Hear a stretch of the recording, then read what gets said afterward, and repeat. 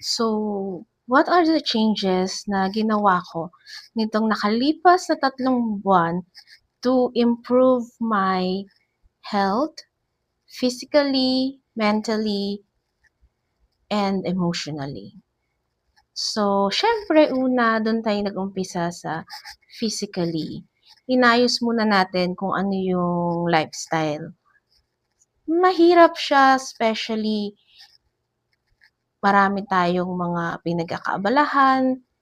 We have 2 jobs, 1 full-time sa corporate, 1 part-time with Sun Life. Meron din akong master's degree and I'm now on my thesis writing stage. Aside from that, I'm also balancing my time with my social media accounts and paano ko naisingit dun yung pag-e-exercise and pagda-diet.